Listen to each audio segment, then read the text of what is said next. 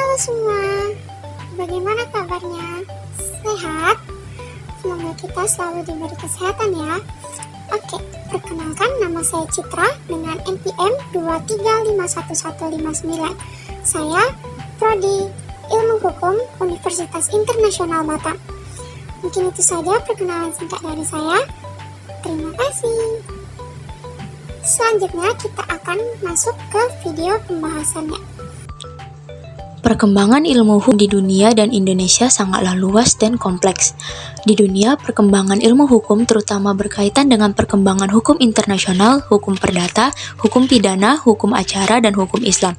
Perkembangan hukum internasional semakin pesat, terutama dalam hal perdagangan internasional, hak asasi manusia, dan lingkungan hidup. Sedangkan di Indonesia, perkembangan ilmu hukum terutama berkaitan dengan perkembangan hukum perdata, hukum pidana, hukum acara, dan hukum Islam. Perkembangan hukum pidana di Indonesia terus berkembang terutama dalam hal pemberantasan korupsi, terorisme, dan kejahatan cyber.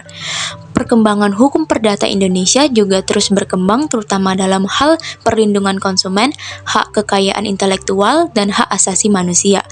Perkembangan hukum acara di Indonesia juga terus berkembang terutama dalam hal reformasi peradilan, peningkatan kualitas putusan pengadilan, dan pemberantasan korupsi di lembaga peradilan. Sekarang kita akan masuk ke konsep-konsep dasar ilmu hukum seperti keadilan, kepastian hukum, dan kebebasan. Itu meliputi beberapa hal seperti dijelaskan dalam beberapa sumber seperti yang pertama, ilmu hukum mempelajari tentang sebagai sesuatu sistem norma yang mengatur perilaku manusia dalam masyarakat. Yang kedua, ilmu hukum mempelajari hubungan antara manusia, masyarakat, dan hukum, serta bagaimana hukum dapat mempengaruhi perilaku manusia dalam bermasyarakat. Yang ketiga, ilmu hukum mempelajari asas-asas hukum, fungsi hukum, dan tujuan hukum dalam masyarakat.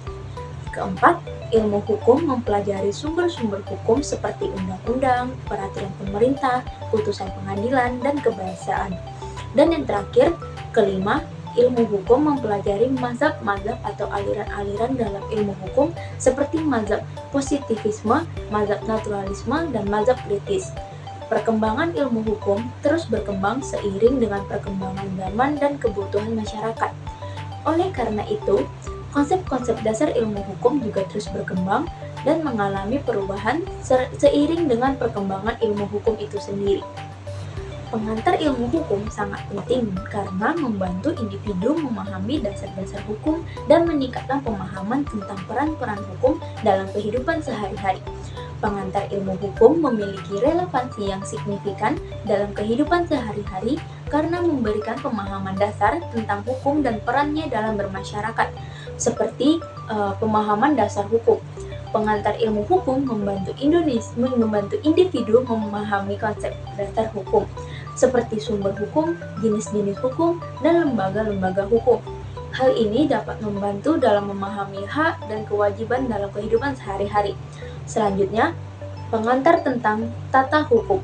Pengantar ilmu hukum juga memberikan pengetahuan tentang tata hukum di Indonesia, sehingga individu dapat memahami aturan-aturan yang mengatur kehidupan sehari-hari seperti perjanjian, kontrak, dan perlindungan konsumen. Selanjutnya, pemahaman tentang perbedaan hukum pidana dan hukum perdata.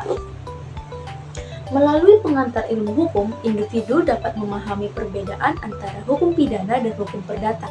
Hal ini penting dalam kehidupan sehari-hari untuk memahami konsekuensi hukum dari tindakan-tindakan yang dilakukan.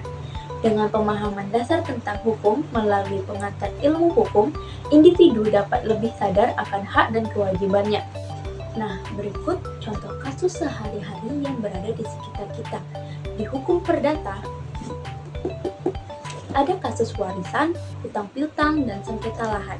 Di kasus pidana, ada kasus pencurian, tindakan kekerasan, dan pelanggaran lalu lintas. Dengan menggunakan contoh kasus-kasus tersebut, akan lebih mudah bagi kita untuk memahami konsep-konsep dasar dalam ilmu hukum, baik itu hukum perdata maupun hukum pidana. Ilmu hukum mempengaruhi kehidupan sehari-hari dan keputusan kita melalui regulasi dan hukuman yang mengatur perilaku masyarakat.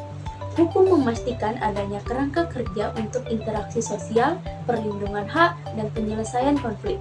Keputusan sehari-hari seperti kontrak, hak asasi, dan tanggung jawab seringkali dipengaruhi oleh norma hukum yang berlaku oleh suatu wilayah. Ilmu hukum memengaruhi keputusan kita dengan mendorong untuk mematuhi suatu hukum yang berlaku. Ini mencakup kewajiban kita untuk sepertinya membayar pajak, mematuhi aturan lalu lintas, dan mematuhi peraturan perusahaan. Ilmu hukum memberikan kerangka kerja untuk penyelesaian sengketa, baik melalui proses hukum formal maupun alternatif seperti mediasi. Ilmu hukum mengatur perilaku hidup individu dan masyarakat melalui berbagai peraturan dan undang-undang. Misalnya, aturan lalu lintas mengatur perilaku pengendara di jalan raya, aturan kontrak mengatur hubungan bisnis dan keuangan. Saya akan mengambil contoh kasus pelanggaran lalu lintas yang dapat dicegah sebenarnya melalui upaya preventif atau tindakan pencegahan, serta upaya represif atau menindak dengan mengkaji ulang suatu peristiwa yang terjadi sesuai dengan mengadakan sanksi pelanggaran yang tegas.